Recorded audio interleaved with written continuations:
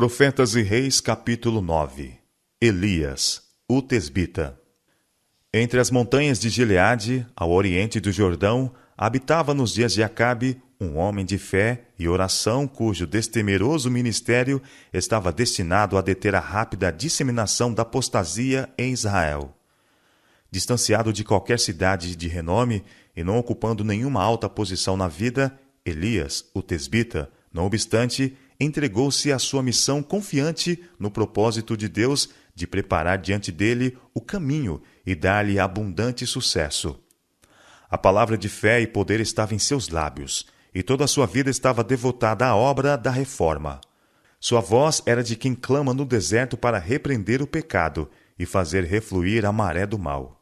E conquanto viesse ao povo como reprovador do pecado, sua mensagem oferecia o bálsamo de Gileade a toda alma enferma do pecado que desejasse ser curada. Ao Elias ver Israel aprofundar-se mais e mais na idolatria, sua alma ficou angustiada e despertou-se-lhe a indignação. Deus havia feito grandes coisas por seu povo. Tinham libertado do cativeiro e lhe dado as terras das nações, para que guardassem os seus preceitos e observassem as suas leis. Salmo capítulo 105, versos 44 e 45. Mas os beneficentes desígnios de Jeová haviam sido agora quase esquecidos. A incredulidade estava depressa separando a nação escolhida da fonte de sua força. Contemplando esta apostasia, do seu retiro na montanha, Elias sentiu-se oprimido pela tristeza. Em angústia de alma, ele suplicou a Deus que detivesse em seu ímpio curso o povo outrora favorecido, visitando-o com juízos, se necessário fosse, a fim de que pudesse ser levado a ver em sua verdadeira luz seu afastamento do céu.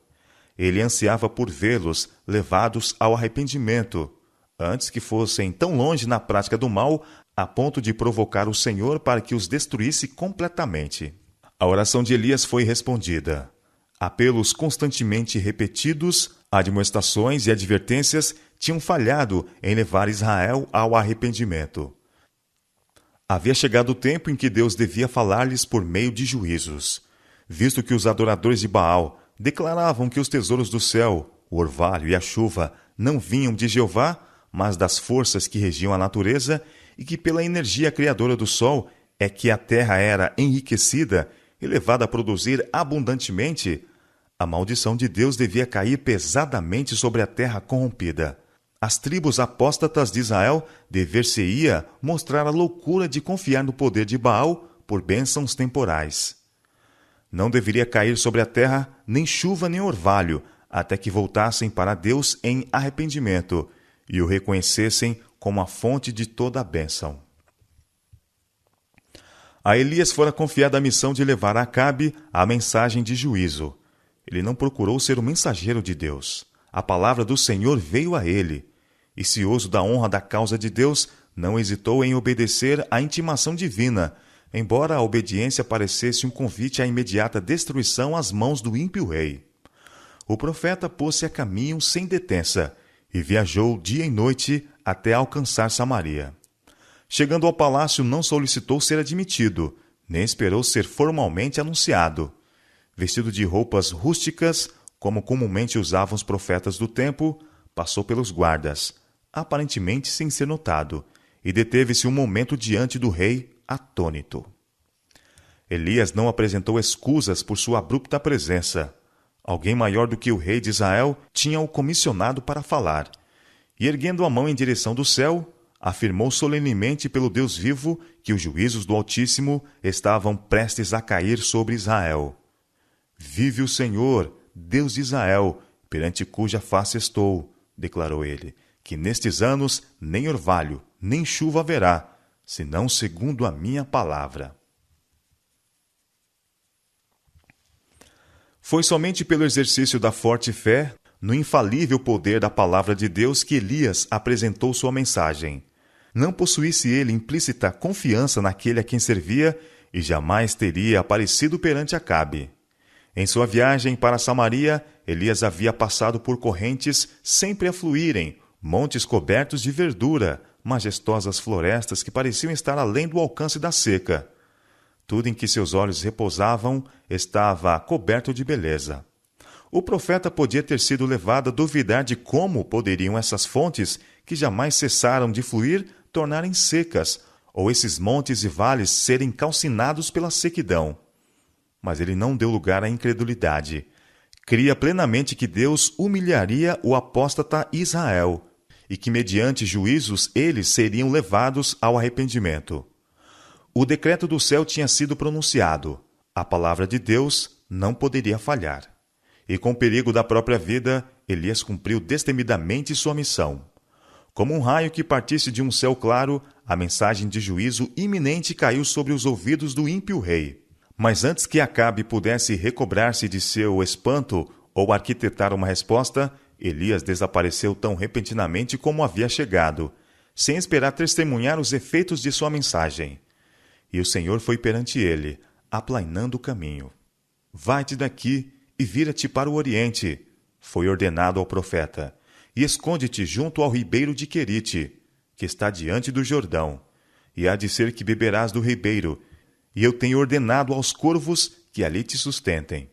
O rei procurou diligentemente, mas o profeta não foi achado.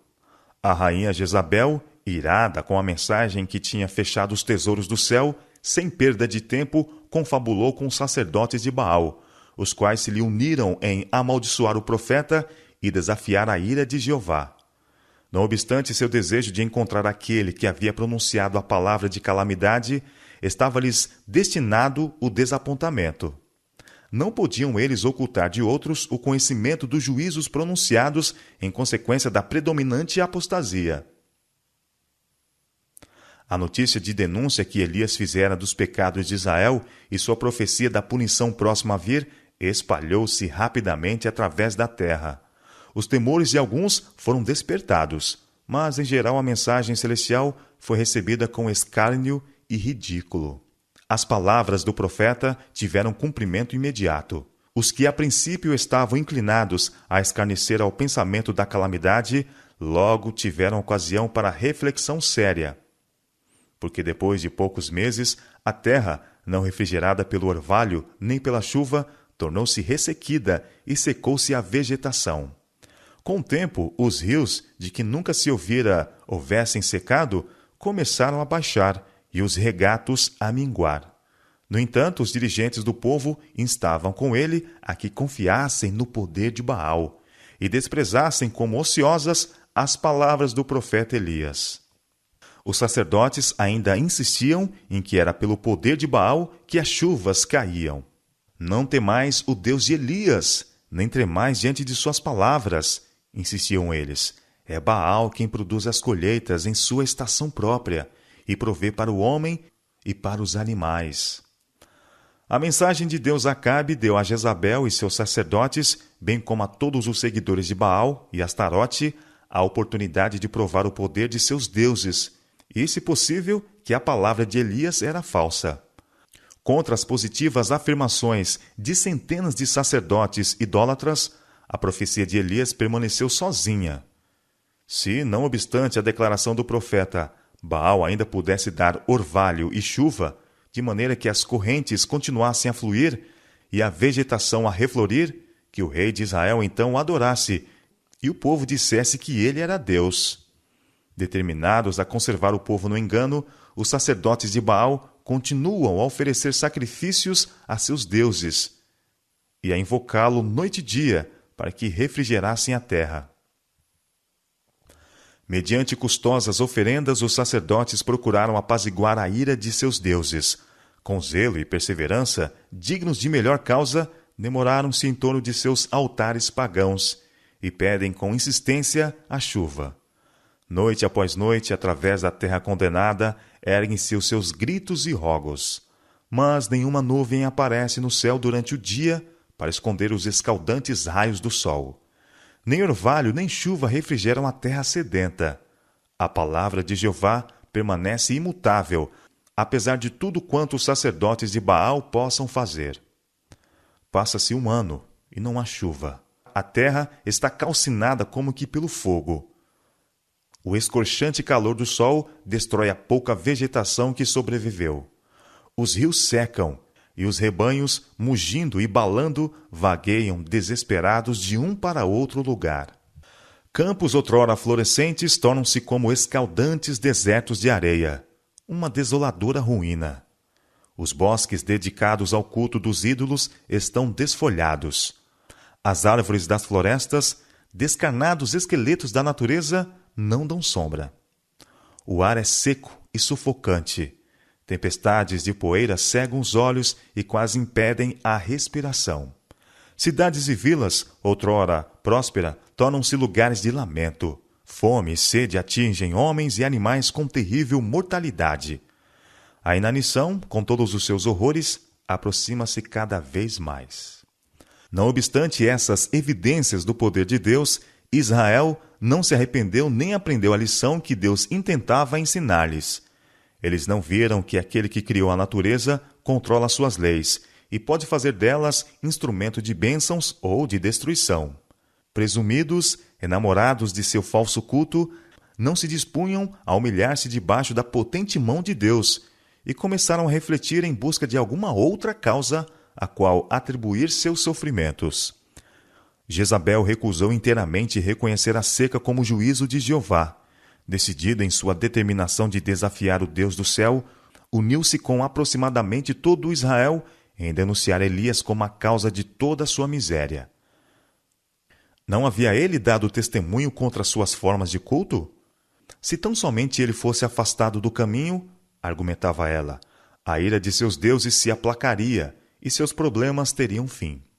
Instigado pela rainha, Acabe instituiu a mais diligente busca para descobrir o lugar de esconderijo do profeta. As nações circunvizinhas, de longe e de perto, enviou mensageiros em busca do homem que odiava, mas também temia. E em sua ansiedade por tornar a busca tão completa quanto possível, exigia desses reinos e nações um juramento de que nada sabiam do paradeiro do profeta. Mas a busca fora em vão. O profeta estava salvo da maldade do rei, cujos pecados tinham trazido sobre a terra a denúncia de um Deus ofendido. Fracassando em seus esforços contra Elias, Jezabel determinou vingar-se matando todos os profetas de Jeová em Israel. Nenhum devia ser deixado vivo. A enfurecida mulher executou seu propósito no massacre de muitos servos de Deus. Nem todos, entretanto, pereceram. Obadias, mordomo da casa de Acabe, mais fiel a Deus, tomou 100 profetas e, com risco da própria vida, de 50 em 50 os escondeu numa cova e os sustentou com pão e água. 1 Reis, capítulo 18, verso 4. Passou o segundo ano de fome, e os céus inclementes ainda não deram sequer sinal de chuva.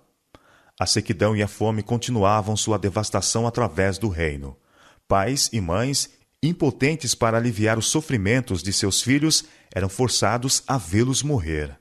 Ainda assim, o apóstata Israel recusou humilhar o coração perante Deus e continuou a murmurar contra o homem, por cuja palavra esses terríveis juízos haviam sido trazidos sobre eles.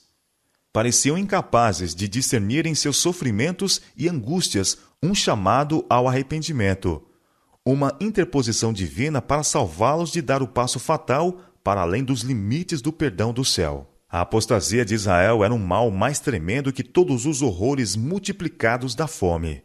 Deus estava procurando libertar o povo de seu engano e levá-los a compreender sua responsabilidade para com aquele a quem devia a vida e todas as coisas. Estava procurando ajudá-los a recobrar sua fé perdida, e era necessário trazer sobre eles grande aflição. Desejaria eu, de qualquer maneira, a morte do ímpio? Diz o Senhor Jeová. Não desejo antes que se converta dos seus caminhos e viva? Lançai de vós todas as vossas transgressões com que transgredistes, e criai em vós um coração novo e espírito novo. Pois por que razão morreríeis, ó casa de Israel? Porquanto não tomo prazer na morte do que morre, diz o Senhor Jeová. Convertei-vos, pois, e vivei. Convertei-vos dos vossos maus caminhos. Pois por que razão morrereis, ó casa de Israel? Ezequiel capítulos 18, versos 23 e 31 e 32, e capítulo 33, verso 11. Ezequiel capítulo 18. verso 23, 31 e 32. E capítulo 33, verso 11. Deus havia enviado mensageiros a Israel com apelos para que retornasse à sua fidelidade. Tivessem eles aceito esses apelos, houvessem retornado de Baal para o Deus vivo, e a mensagem de juízo de Elias jamais teria sido dada. Mas as advertências que deviam ter sido um cheiro de vida para a vida, provou-se-lhes um cheiro de morte para a morte. Fora ferido o seu orgulho, sua ira suscitada contra os mensageiros, e agora devotavam intenso ódio ao profeta Elias. Se ele tão somente lhes tivesse caído nas mãos, alegremente tê-lo-iam entregue a Jezabel, como se fazendo calar sua voz, pudessem obstar o cumprimento de suas palavras. Em face da calamidade, continuaram firmes na idolatria. Estavam assim aumentando a culpa que havia trazido juízos do céu sobre a terra. Para o ferido Israel, só havia um remédio: afastarem-se dos pecados que haviam atraído sobre eles a mão punidora do Onipotente, e tornarem-se para o Senhor com inteiro propósito de coração. A eles fora dada a certeza: se eu cerrar os céus e não houver chuva, ou se ordenar aos gafanhotos que consumam a terra, ou se enviar a peste contra o meu povo, e se o meu povo que se chama pelo meu nome se humilhar e orar e buscar a minha face, e se converter dos seus maus caminhos, então eu os ouvirei dos céus, e perdoarei os seus pecados, e sararei a sua terra. 2 Crônicas, capítulo 7, versos 13 e 14. Foi para fazer que chegasse a este bendito resultado que Deus continuou a reter deles o orvalho e a chuva, até que tivesse lugar uma decidida reforma.